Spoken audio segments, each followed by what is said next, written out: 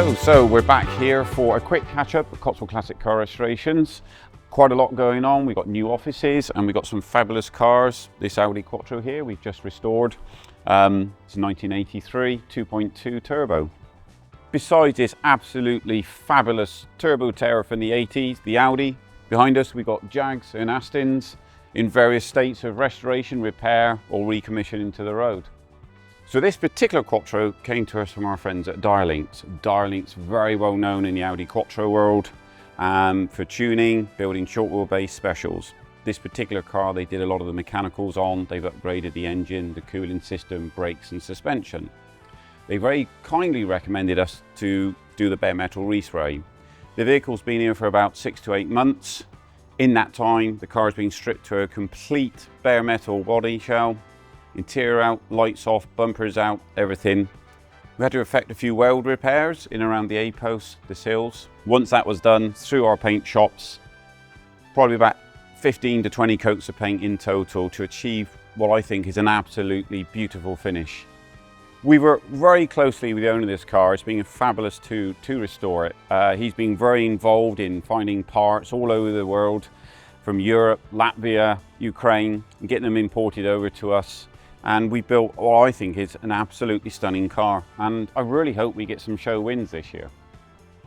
So moving on from the Quattro, we have behind us a brace of Astons and Jags, which is what Cotswold is famed for. We've got a lovely DB6, which we're doing some sills on, some body repairs around the rear suspension. This particular car has come from Malaysia. It's got a fabulous air conditioning system in it. It's really been very well looked after. We're doing some remedial repairs to the bodywork. And this car will be coming up for sale later in the summer. And here we have a couple of absolutely fabulous Jaguar XJRSs. These are Jaguar Sport models, 1990, both 6 litre, both V12s. The XJRS for say, what next? That Does it sound sporty? Let me see how he's doing. But yeah, no, good. And the overdrive worked fine. Great, that's worked itself in then, which it can happen. Right at the very beginning of the drive, I think maybe it wasn't.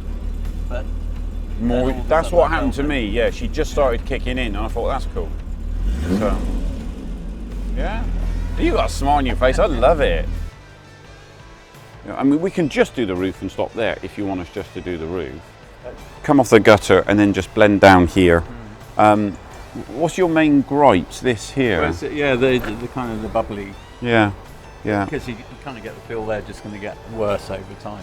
It is blistering. So, but to get rid of that, you're going to need to rub it down probably to metal. In a perfect world, you'd bare metal. I mean, at bare minimum, we would need to mask the roof off, bare metal it, strip it, and refinish it. But it would be very important to protect the rest of the car. But then you reckon if you did do that, then we would be... Yeah, it would be as new, better than new. These cars would go from the factory to Bloxham, I think it was a TWR factory, put a body kit on it. There's a Zytec ECU running the 6 litre V12, which I believe was built and developed by TWR. I've ended up with a pair of them in a bizarre kind of way, and in the same year. This car was a fire damaged car which I bought about 10 or 15 years ago, had a small dashboard fire, and it was a car I was always going to put on the road for myself and never managed it, but small dashboard fire in there. I actually bought the bits to put it on the road, but running a business and all these promises, I have managed to actually collect about quite a lot of cars. Like sweets, one is never enough, so I ended up with another one which was bequeathed to me by another customer, and that one was on the road until about a year ago, and then we had issues with the ABS unit. We've managed to finally source another one.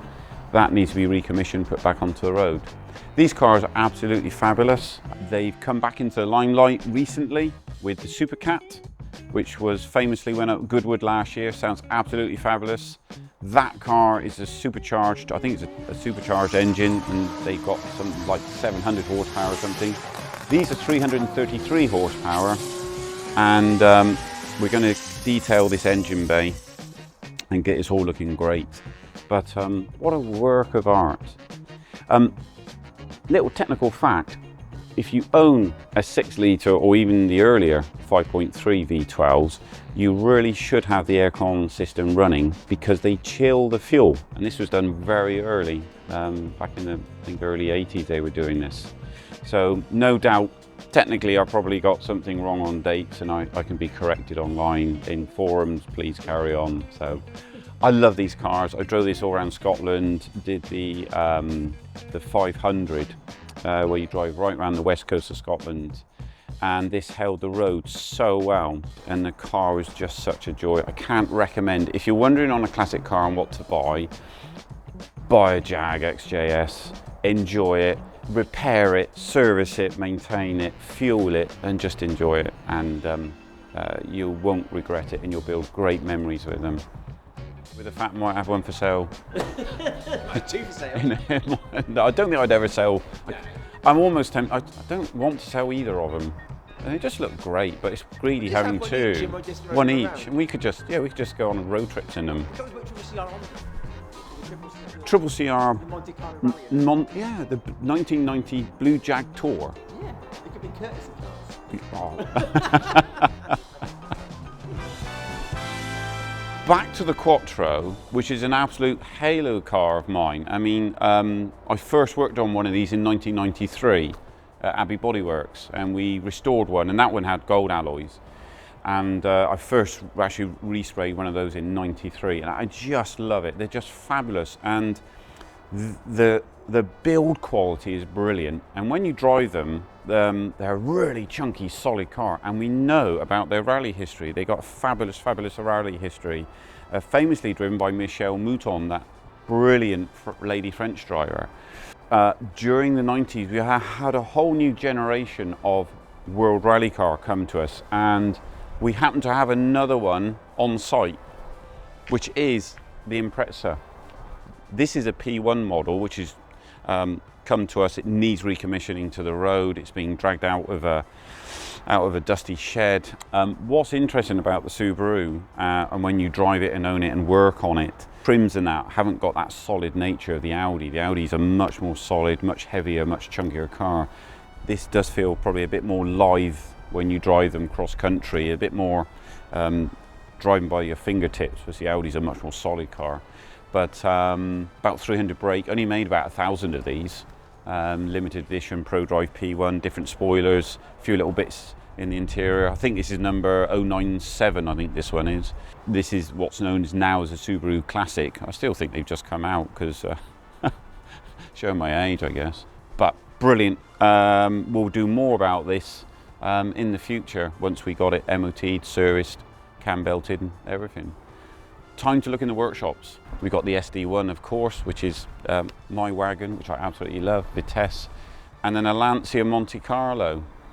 Fabulous rear engine, rare little thing. All Lancias are rare. Monte Carlos, hardly ever see them. Just a great little design, cute little thing, quick. So that's in here. We've got to do some load of service work and bits and pieces. Looking forward to getting that one on the road for the summer. I'm gonna be like Mr. Ben and just walk out. This Mustang, that's been in for the winter. Lots of little bits and pieces. We did some detailing work on the engine bay. I can't open the bonnet. Someone show John how to open the Mustang's bonnet, please. Smooth, yeah, because yeah, I'm really.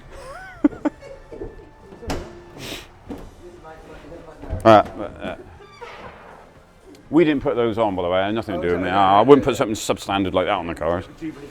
So Mark did all the detail on the engine bay and just made it pop. And that looks really nice, that's lovely. So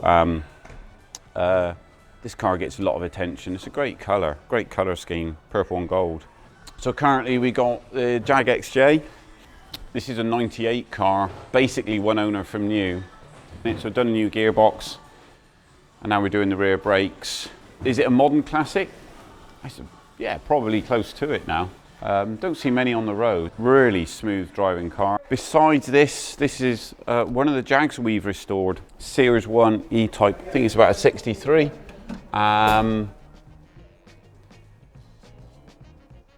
This went back to the owner last year. It's come back to us for a quick service and a check over, ready for the summer.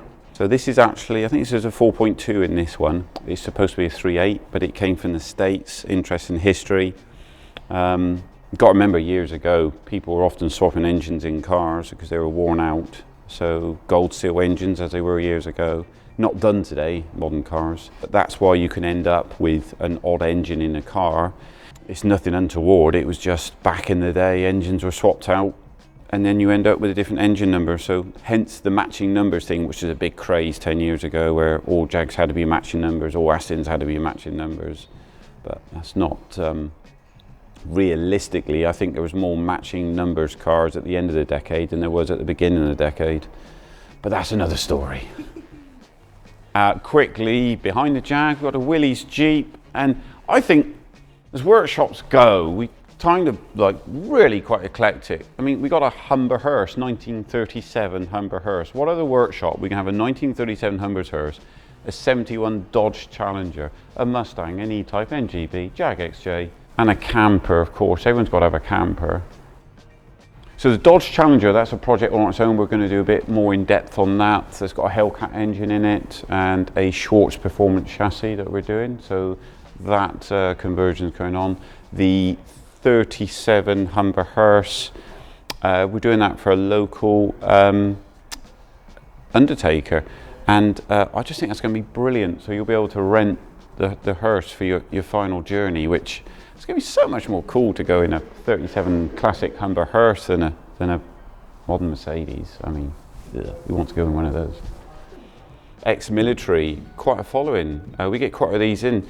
We had a Hotchkiss in earlier this week. So they often come in. They're very, very easy to work on. It's amazing availability of parts on the military stuff. And they're a joy to drive. Not very far though, tend to hurt your back after a while, but they're a great fun thing, lots of events. People go to family events and you know, away days and stuff. So, but we do, yeah, it's surprising the number of military vehicles we get in, along with the E-Types and Astons. So, yeah, workshops go. We're very eclectic, and we never know what's coming in, and it makes us just a fun place to be. And often our customers will have a collection of cars and they'll say, we've done E-Type, John, can we do, for instance, the Stag?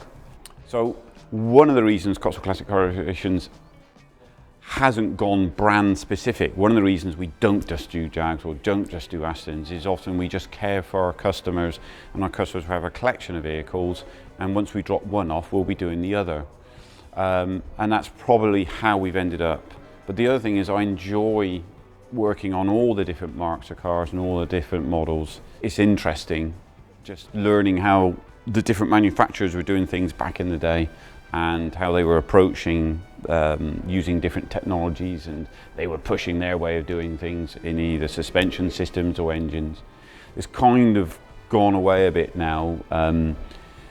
Engineering sort of reached, they perfected what is the best suspension, they perfected what is the best engine configuration. So when you had manufacturers fighting different ways that they were doing either, you know, separate chassis vehicles, monocoque chassis. So if we remember the Triumph, what was it? Not the Vitesse. Barry? What was Barry? I've seen, oh, and there's another one I'd in as well. No, not Toledo. No, Herald. It was Herald. So they were like, oh, this is really great, and we've, you know, they got a separate chassis to the body, and everyone had gone away from that. And Triumph was still trying to push a technology. This is the way to do it.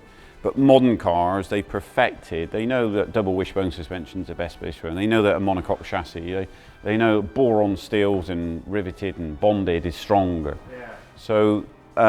We don't have that massive difference, which is quite interesting at Cotswold because we work on so many different makes and models and the technology that was coming through. It's like, why are they doing that? And that's what the manufacturer was pushing at the time. And even the Mini Marcos, that car company was set up by some ex-aircraft engineers, and they were built of wood, timber, because the aircraft were built of timber. So they were building fast sports cars, lightweight, made of timber. So you've got all these technological odd, you know, all these technological changes of where they were doing stuff. But so that makes an interesting day here. Just a quick catch up of what's going on at Cotswold, the different cars, different projects we got on, and just let people know what we're doing. If you need any help with servicing, repairs, sales, restoration, give Cotswold Classic Car Restorations a call.